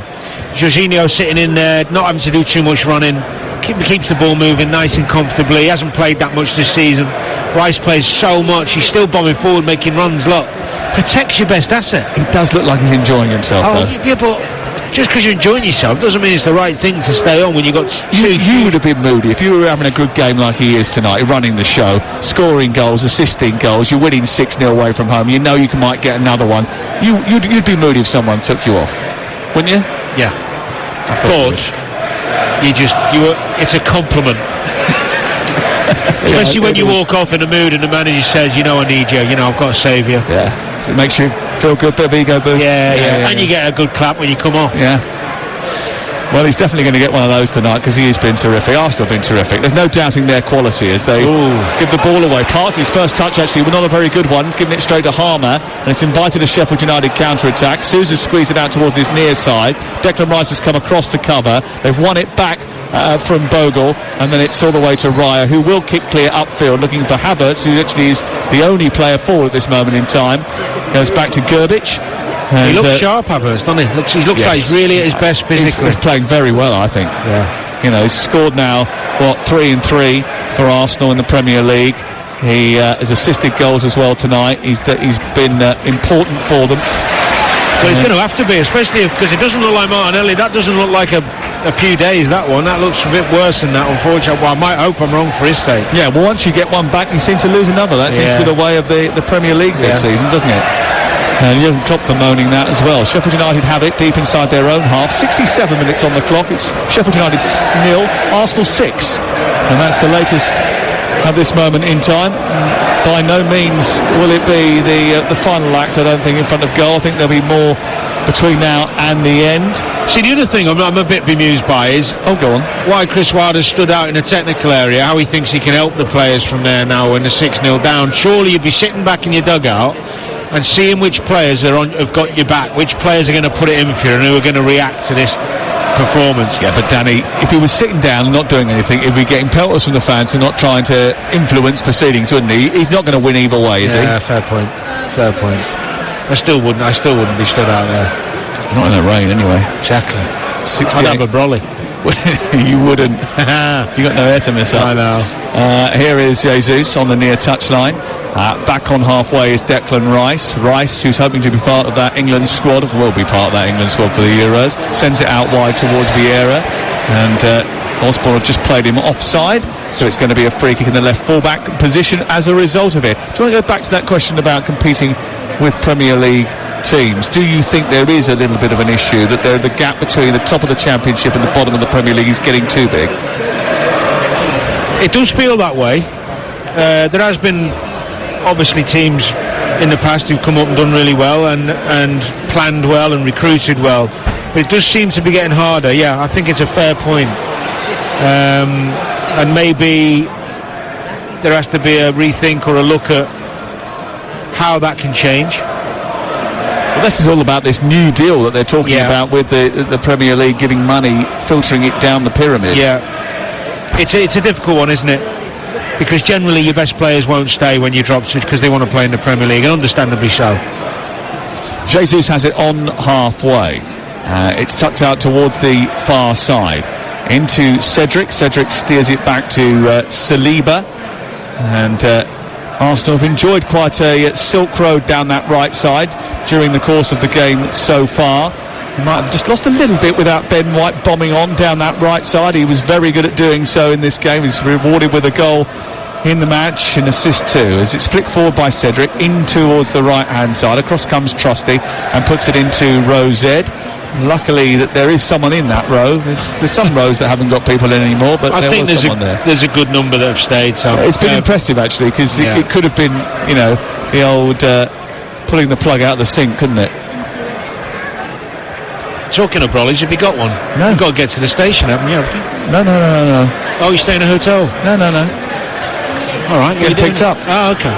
Partey, edge of the area, onto Ødegaard. Ødegaard trying to get beyond the defender, and Asula is trying to escape with the ball at his feet, but Arsenal come forward again down the right hand side, and De Vieira's trying to keep the ball in down by the corner. He flicks it back and he ends up hitting his chest and going behind and away for a goal kick away to our left. It's likely to get disjointed now with the amount of subs and the lack of intensity when the game's so far ahead. That's why you don't get that many 8 and 9s, because the best teams do I've played in games where you're totally dominant and you just subconsciously switch off a little bit and just protect yourself, ready for what's coming. Yeah, I mean, going back to that compete in the Premier League thing, I mean, they've got the worst attack in the league, Sheffield United, the worst defence in the league, the lowest amount of possession in the league, the highest percentage of long passes in the league. I mean, those statistics are pretty brutal. It's quite unusual for them to do what they did when they come up. They come up from the Championship and they actually got rid of two of their best players. Not out of choice. No, but and didn't have a go in terms of investment. Yes, they very much didn't. Yeah. No. Paul Heckingbottom was hamstrung right at the very beginning, and it had the feel of inevitability about it. Whereas Burnley have come up and spent a good few quid. They just haven't spent it particularly well. I remember Fulham doing the same many years ago, spending a fortune and actually going relegated because they only bought, out of the 7 or 8 they actually only bought one who played in the Premier League, and that was Mitrovic, who'd been on loan. So spending the money and getting your recruitment right when you come up from the Championship is really hard. Arsenal popping it around on halfway, not really going anywhere with it at this moment in time. It's out towards the right side. They lead by 6 goals to 0. Brooks trying to bring it in from the left-hand side, plays it centrally, and then Robinson sends it towards Baldock. Rice is chasing him, making sure that he's pressing from the front, leading the Arsenal team with his energy and his presence. Frustrating Danny. It's frustrating me because I think if he was to pull up with something, because in the last 20 minutes he's still trying, because he's enjoying himself so much, pressing people, making runs in behind, I think Mikel Arteta is missing a trick not bringing him off. Protect your best player. He does have one sub still to play. It's one card to pull out of his pack. Here is Saliba out to Ødegaard. Ødegaard looks up and nudges it forward into the path of Havertz. Havertz now guides it back to Cedric. They're on the halfway line again. If you're Chris Wilder, how do you motivate this team? They are certainly going down. I mean, to reach the 35-point average required for survival, as Jesus tries to scamper down the right-hand side, he's offside. To reach the 35-point average which is required for survival over the last 10 Premier League seasons, Sheffield United need another 22 points from 11 games. They're down, but what you mean is how do you motivate what do you do going forward? Because it's not going to happen. How hard is his job now? I think you have to give them awareness of their responsibility to themselves, their supporters, their family, and also make them aware that actually some of them might not be playing at the level they want to play at next season, even if it's Championship, because their performances, if they carry on like this. Because what you're seeing here is a group of players who are lacking character at the moment.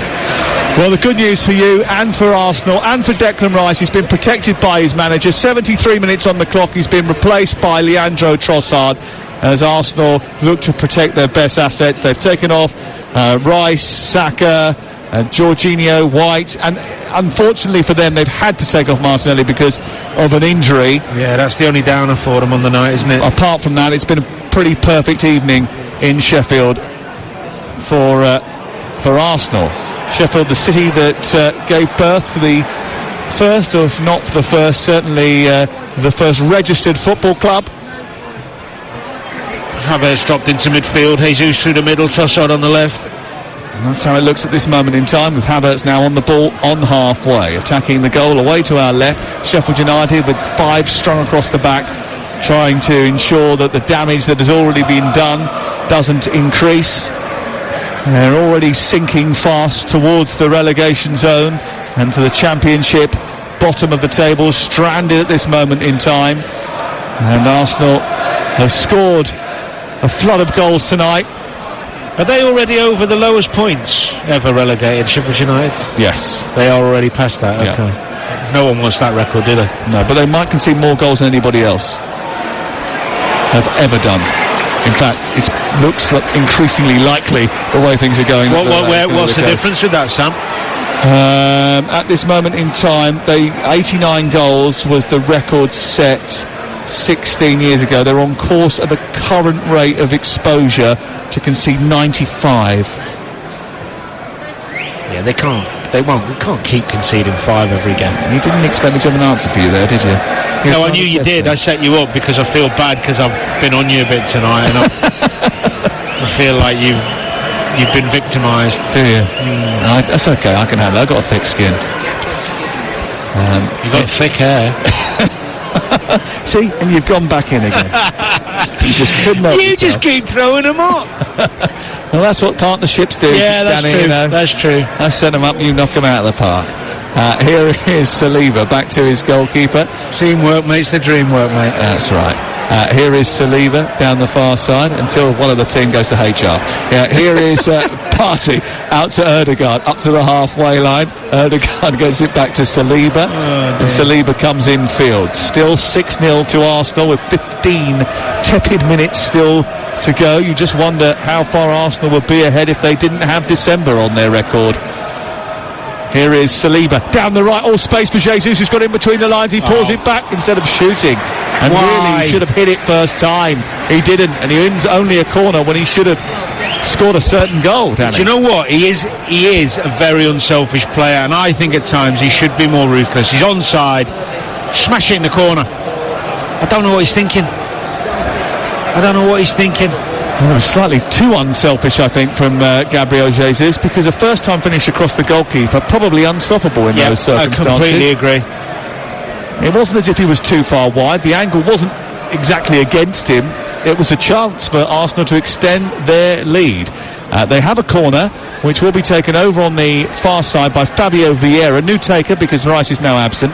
Left-footed, it's not a great delivery. There was pushing inside the 6-yard box, which the referee was not comfortable with, so Vieira will get to do it again.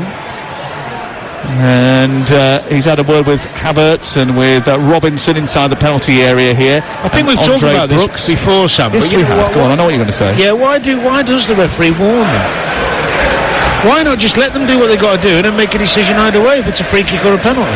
It's becoming a bit of a bugbear, that, I think, for a lot of co-commentators. 6 on the ball for Arsenal, looking for a 7th from this set piece. Left-footed ball. This one's better, in towards the near post. It still doesn't beat the first man. Robinson away this time. Back to Vieira, who sends it into Ødegaard's path. He immediately shifts it onto his left foot, bends across into the box. Kibior with a header unmarked, and he steered it wide. It was another chance. He had so much time. He could have actually brought it down on his chest and finished it, Kibior. He hasn't found himself in too many advanced positions. I don't know who it is switched off there. Maybe not bring it down, to be honest, but it's a poor header, isn't it?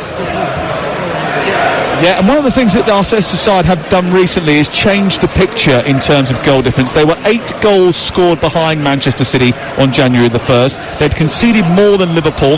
Now they have the best defence and the best attack in the league. I think defensively is a huge thing for them. Yeah. Since Declan Rice has gone in there, they've looked better defensively. Saliba's improved. That partnership has blossomed with Gabriel. Neither of them have been injured, which is a huge That was plus. so costly at the end of last season. Absolutely, yeah.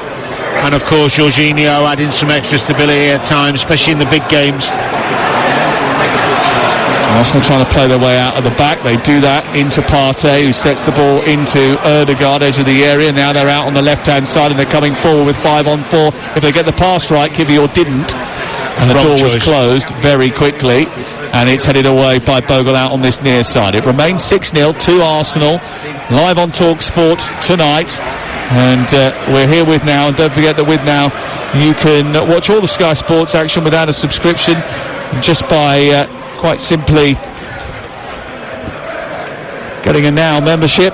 It's contract free. Search Now Sports. Good ball. Up towards Gabriel Jesus from the right-hand side didn't quite connect with it this time. Thomas Partey gives him a thumbs up. Do you think, in your experience of interviewing managers and stuff after games, do you think Chris Wilder's going to go along the line saying, "No, we think we're much better second half"? I think he's going to Surely not. just say that they were off the pace in the first half, probably lay into them a little bit, I would have thought, and then say that they've got to focus on the future and trying to Plan for next season and rebuild their approach, because it's dispiriting. And the problem that you have, and you'll know this more than anybody else, Danny, if you have a bad end to a season, sometimes you can have a real hangover if you don't arrest that slide. Do you know what I mean? And the next season can still feel it around the club, around the dressing room, and sometimes that can then be carried into the result. Well, I think as well for him, if it carries on like this, because this is horrendous the last few weeks, he won't be in a job next season. No, I mean you don't get beat 5, 5 and 6 at home with regularity and then enjoy it. There's a couple of kids over on the far side that are trying to rev up the atmosphere and do a little bit of break dancing in the third row of the stand opposite us. The cricket ground side of the pitch. It was a cricket ground, this, back in the day. England played cricket here. Here is Kivior. Forward towards Havertz to Trossard, who's done brilliantly actually when playing for Arsenal recently. Good player, isn't he? Been a good signing for them. Really good signing. And actually, giving the ball away here though cheaply. Cedric into Partey, stretching, and Asula is away. He's speeding up towards the edge of the area, trying to get a shot away. He's hit it, and it's so far high over the top of the crossbar, it goes into the cup. But that might well be their first real effort. He was direct, he was positive, he bobbled up as he hit it, no problem with that. Showed some athleticism. Give it away again here. Yep. Arsenal giving it straight to Harmer. Harmer trying to make something happen. He was at Coventry last year. He plays it back towards Sousa. Sousa sends it wide out to Baldock. Baldock's ball into the box, dealt with by Gabriel. He heads it high into the air. It breaks for Jesus, who can escape here. And Ødegaard is to his right-hand side. He's missed him. He's missed the pass and decided to leave it, but Havertz is backing him up. He's got it now. Plays it back to Jesus. Left side of the area. Cuts him right, but he bends it towards the far corner. Big save by Gerbic, who pulls out the right arm and steers it round the post, and it's out for a corner. Do you know what, maybe I'm being a bit harsh on Jesus, but I think the easiest pass was to Ødegaard there, and he completely missed it. I don't know if it's just a bit of rustiness, I don't know whether it was just wrong decision, but it was at 2v1. They ended up creating a chance in the end to Jesus, who coming off that left and bent. It was a good save in the end. Well, I don't know what Trusty was doing when he was going up for the header with Jesus, but he completely missed it, ended up in a crumpled heap, and off went Jesus steaming through the middle. He actually made the wrong decision, as you say, and then fortunately for him, Havertz was doing such a good job in backing him up. Yeah, he was able to pinch the half-clear ball and then set Jesus away again for a second time. He opened up his body, cut in on his right foot, bent the ball towards the far corner. Gerbic actually makes a good save. It's out for a corner. Trusty's had his treatment. He's back on his feet and ready to defend this set piece, which Arsenal are taking a little bit of time over. We've got 7.5 minutes still to play on Talk Sport. And Manchester City's next two fixtures will hold great sway in the Premier League title race. They face Liverpool this weekend, and then after the international break it is Arsenal. Arsenal may well be top by the time that weekend comes around. Here's the corner in front of the Bramall Lane end. Into the centre it goes towards Kivior. Header away is by Will Asula. It's won by Harmer on the edge of the area. Set back for Ben Osborne in the left full-back position. He'll attempt to clear here, and it goes up towards halfway. Challenge goes in from behind by Saliba. It runs loose in the Sheffield United half. It's picked up by Baldock. He sets it forward, and now a chance for Arblaster to get the ball out towards the right side. It's collected by Bogle. Moves up towards the edge of the penalty area. It opens up for him, so he shoots, but he got it all wrong. He was coming in towards the inside, and he should have really, if he was going to hit it, go with his left. He went with the outside of the right, but he didn't catch it right at all. He was trying to wrap the outside of his right foot round it to bring it back to near post, but he didn't. He was trying to. Yeah, it was the right idea. I don't mind that when someone tries to do the right thing. I'm a bit worried that you're going to be a little bit soft now because you're being kind, but I like this generosity of spirit that you inherited recently. Occasionally it comes out, doesn't it? I'll tell you one thing for sure. Yeah. I don't think Arsenal will be scoring 5 on the next game away from home and breaking another record. No, I think you might be correct, but you never know. That would be a turn up for the box. It would be a brilliant clip that we've just acquired if that is the case. Oh! Well, the ball's been backed by Gabriel towards Raya. It sort of went in the vicinity of the goal, so that engendered quite a cheer from the Sheffield United fans, but nothing more than that. They recovered. They have got a little bit sloppier as the game has gone on, but that's because they've brought in players like Partey, who haven't played for a while, Cedric, who hasn't featured very often, Jesus is coming back from injury, and Vieira. But nice. Ødegaard certainly has got his very best about him, and his body swerved away from Baldock, and it's a free kick. I'm going backwards on my soft side. Okay. He's pulled him back deliberately to stop him breaking, which in the laws of the game is... It's a yellow card. It is, because you're breaking. Why are you letting him off? Because they're 6-0 down. Generosity of spirit. But that's not the job of a referee. Is it? No. Is that in your rule book? No. When you were wearing... With your pants down, when your pants down. You were listening today, were you, to Simon's little barb, as I pointed out to him, and I'll point out to you, it's not a rule book, it's a book of the laws of the game. Okay. Down the left-hand side. Yes, he painted a picture of me being quite the nerd, didn't he? He did, yeah. Well, it was a stranger picture for me at the time. I like the fact that you got it in full colour. Here is... Vieira over on the far side. Time ticking away now for Arsenal to try and chase the record. They are going to be the first team to win by such a margin again, 3 times in a row away from home in English League football history. But they may not add to this scoreline, Danny. Will they be disappointed with that, or will they be happy that 6 is enough? I wouldn't be disappointed personally. I think you've come away from home, played really well, enhanced your goal. They wouldn't have envisaged winning 6 here. They wouldn't have envisaged this team capitulating like they did again. They would have watched the Villa game, of course, maybe even further back, but the reality is they would have expected a tougher task. So to come away from here with a handsome win and not having to exert yourself, they'd be delighted. Ball played down the right for Jesus again, who's running behind Trusty, got into the area, tried to trick his way past another challenge. Then the momentum sort of gone out of the attack before he finds Vieira, who's on the edge of the area.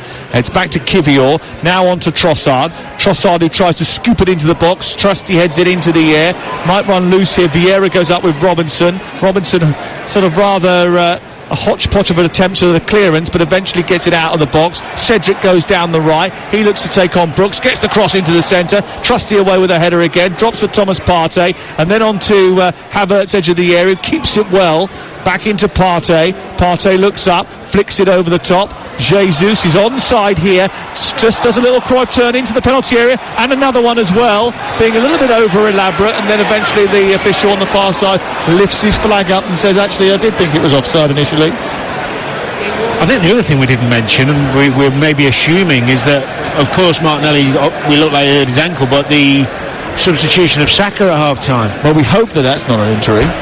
Yes, you might be right. Well, it depends who you support, but generally, England fans would hope. I forgot, yes, your allegiance, No, not me. I'm saying you're assuming our listeners are all worried for Arsenal wingers. Well, I think they would be concerned for Saka because he's valuable to the England cause. I would be, like yourself, of course. Yes. But we will investigate that with Mikel Arteta, who will hopefully join us live after the game. Yes, got a thumbs up from Deck. Good, he's bought the live kit, just not the snacks tonight. Here is... he's been away a while. I mean, he can't come straight back into it 100 miles an hour and be perfect. Look at Partey, for example. Look at Partey, exactly, Not that we're putting them in the same bracket, of course. Maybe Cedric. That's worked. Yeah, Cedric. Here's Jesus, even back to Cedric's halfway. warming up. I mean, are the Sheffield United fans going to be, when they finish this game, obviously it's been a rather tepid second half with very little action, are they going to be angry at the end of this game? Are they staying here to make sure that when the full-time whistle goes, they can boo their team with all their might? Or are they going to be pretty sanguine about the whole thing and look at it and go, well, Arsenal can do that to anyone, and they have? No, I think it'll be mixed. I think there'll be a lot of anger. I think there'll also be some just confusion and bemusement as to what they've been watching in recent weeks and why this team's capitulated so much. Ball clipped forward by Saliba up towards Trossard. It's headed away by Bogle. Offside flag is up again. The next game's for Sheffield United. Bournemouth away, Manchester United away. Two big games for them before the international break. And that second game's not going to happen, is it, that Manchester United game, because Man United are in the quarter-finals of the FA Cup, so they've got just one game between now and the international break down at Bournemouth. Then they come back to a match with Fulham.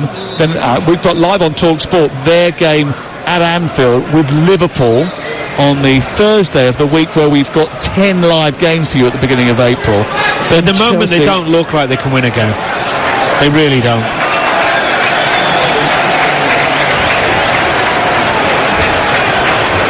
Well, the fourth official's just come out with his board. I wonder if he's just said to Mikel Arteta, "Do you need me to add any time on?" And he said no. Anthony Taylor said no. Here is Jesus on the halfway line, sending it back. We've got 10 seconds of normal time. It's a 50-second defeat in the last 68 Premier League games, dating back to July 2020 for Sheffield United. 5 minutes of added time. Arsenal gets another goal in that time, that's for sure, if Trossard fancies it. Sends it back towards Kivior down the left. Trossard's got it into the centre. Havertz now takes it on. It's going to be a fourth away win in a row for Arsenal for the first time in a year. And what it means is that Arsenal can go top on Saturday if they beat Brentford, ahead of Saturday's Titanic tussle with Liverpool and City. And if things go their way, the Gunners could be top from next Saturday, the 9th of March, right through to the first weekend in April, without even having to kick a ball after that Brentford match. They will be rested, and by the looks of it, they'll be ready for what's to come. Partey's made a mistake in the middle of the park. He's given it straight to Sousa, who's fed Harmer. He's then tried to skew it out to Willis Sula. He's dispossessed by Saliba, and he will clear away. Back to Raya. They're streaming out the exits now, the Sheffield United fans. I think they've seen their goals for the night, all 6 of them in the Arsenal favour. And we're here with Enterprise Rent-A-Car, whatever the mission, home or away. Enterprise helps over 120,000 people every day. Here is Gabriel. I mentioned the record about Arsenal becoming the first English League side to win 3 successive away games by 5 or more goals. Sheffield United are about to become the first ever English League team to lose 3 home games in all competitions, conceding 5 goals or more in each. Not a record you want, mate, that's for sure. Nope. But you know what the killer is as well? It's the fact that it's home. Yeah. That's the thing that hurts. Jesus trying to spin him behind Trusty, gets away from him, and it goes to Gerbic, away to our left-hand side. And I'm trying to think of my worst home defeat. I remember United coming and doing us in the FA Cup. I think that was 4 Fulham. They had Tevez and Rooney up top and they were on fire. Yeah. Maybe 5, even 4 or 5. I'd have to check that. That's probably the worst one at home. And how did you feel afterwards? I wanted to kill somebody. Yeah, I was absolutely fuming. Not with anybody in particular, myself, everybody. The fact we'd just been so outclassed. I mean, they are a wonderful duo to get outclassed by, and a couple of the goals I remember being phenomenal. I think the fact that Tevez met me as well twice just sent me over the edge. Do you think that the Sheffield United players will come away from this thinking that they've been outclassed by a supreme side, or that they haven't done themselves any favours? I think both, but I hope they're angry, and I hope they're really able to look themselves in the mirror rather than look for blaming somebody else, because the easy thing to do is always come off a pitch and go, it's not me, I'm in a team with poor players. Odegaard skipping the ball over the top, looking for the advancing Partey, who tries to emerge from a pack of red and white shirts but couldn't get on the end of it, and Gerbic comes out, gobbles it up inside the box, and we'll clear it away. We played 94 minutes, we're going to play 95. It's Sheffield United 0, Arsenal 6. It's sort of almost gone to a hush, apart from those Arsenal fans away to our left who have been buoyant. And a foul's gone against Harmer here. And referee Sam Barrett has been the victim of complaints. Kivior, it looked as if was pulling back Harmer before Asula was fouled Gabriel, but the referee gave the free kick in Arsenal's favour. It was 4-0. Well, I've got confirmation. Was it? Yeah. 4-0. It's not bad, is it? Your worst home defeat, 4-0. I did get done once in an away game in my early days at Crewe. I think it was about 16, 17, and we'd got done 7-1 at Hull. Oh, how did that feel? I can't remember, it's that long ago. I honestly can't, but I seem to remember thinking it's not my fault because I'm one of the best young players at the club and these are all old rubbish players and that's not on me. Right, okay, like that was it.